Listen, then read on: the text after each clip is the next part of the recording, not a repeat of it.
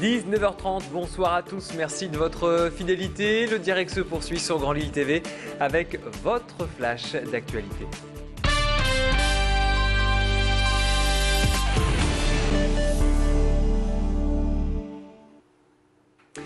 À la une, un suspect a été présenté au juge aujourd'hui dans l'affaire de la mort de Molami Bokoto. Cet ancien joueur du centre formation du LOSC a été mortellement blessé par un coup de couteau le 20 décembre dernier. Un jeune homme de 26 ans s'est présenté hier à la police. Il a reconnu être impliqué dans une altercation avec la victime. Un différend pour un trafic de stupéfiants serait à l'origine de cette dramatique affaire. Le suspect de 26 ans a donc été présenté à un juge cet après-midi et il pourrait être mis en examen pour homicide volontaire. Et puis, justice toujours, Mohamed Jratlou renvoyé devant les assises dans l'affaire de la mort de son fils, le petit Younes. La chambre des mises en accusation de Mons en Belgique a rendu sa décision dans l'après-midi. Naïma, la mère du petit garçon, elle bénéficie d'un non-lieu. Le père de l'enfant encourt 30 ans de prison. Son procès devrait avoir lieu en juin prochain. Je vous rappelle que le 10 novembre 2009, le corps du petit garçon de 4 ans avait été retrouvé sans vie dans la Lys à Comines après avoir été porté disparu. La polémique sur les rails à propos des augmentations à la SNCF. Aujourd'hui, les associations d'usagers montent au créneau pour dénoncer ces hausses de prix des TGV et des TER en moyenne de 3,2% par billet à partir du 3 janvier prochain, soit 60 centimes d'euros de plus par voyage. La direction de la SNCF explique cette hausse par un relèvement de la TVA de 5,5 à 7% décidé par le gouvernement dans le cadre d'un deuxième plan de rigueur.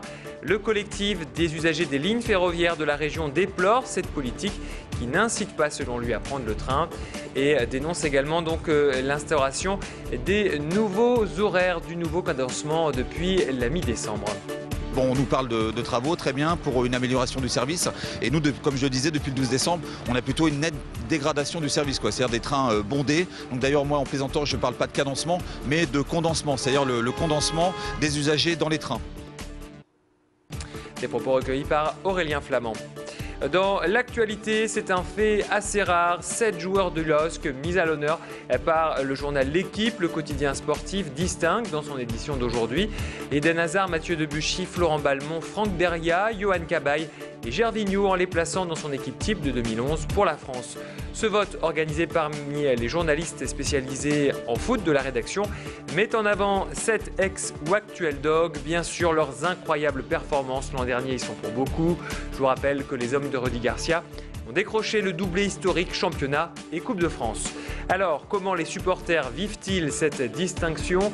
Vous vous en doutez, ils partagent largement cette analyse. Écoutez ces réactions recueillies par Alexandra Gossin.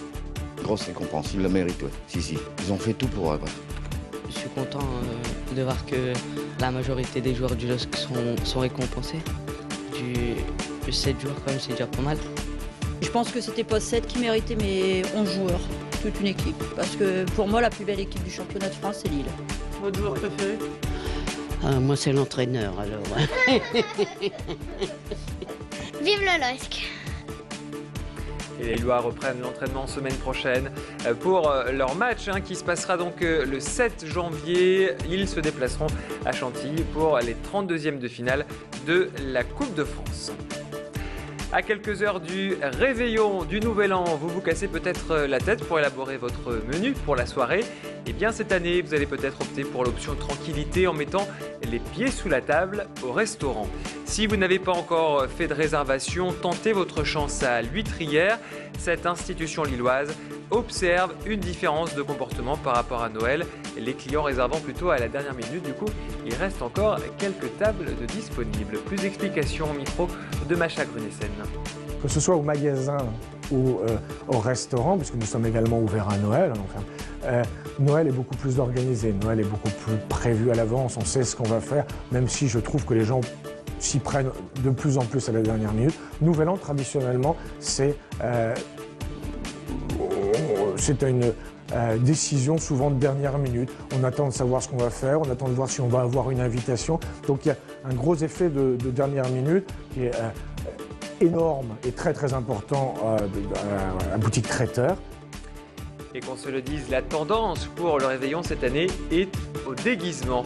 Histoire de démarrer 2012 sur une note festive pour votre réveillon. Si vous hésitez encore sur votre costume, pas de panique, direction le quartier de l'Île-Fille où se trouve le temple du déguisement, super-héros, personnages de cinéma ou dessins animés. Ce matin, nos journalistes Alexandra Gossin et Tanguy Lécluse ont trouvé leur bonheur parmi les 5000 costumes. Je vous propose d'écouter la sélection des incontournables cette année pour le réveillon. Qu'est-ce qui est le plus demandé en cette fin d'année? C'est plutôt disco, pirate? Alors ça revient toujours au même, disco, Charleston, pirate, beaucoup de cinéma, célébrités aussi. Les célébrités du genre, les célébrités qui sont en vogue en ce moment, ouais. Alors Lady Gaga, il y a Amy Winehouse, il y a Elvis qui marche toujours, Marilyn Monroe aussi, et plein d'autres. Alors c'est plus les hommes ou les femmes qui viennent vous voir? On a toutes sortes, les deux, hommes et femmes. Donc ici vous pouvez voir des déguisements d'hommes aussi, donc marquis. En marquis. Et là on voit juste à côté, les hommes se travestissent aussi chez vous? Oui, tout à fait, surtout pour le carnaval. Voilà, et puis comptez 12 € la location du costume, 50 € pour un achat. De quoi bien fêter ce réveillon. C'est la fin de cette édition. On va enchaîner bien sûr avec la météo. Excellente soirée à tous sur Grand Lille TV bien sûr.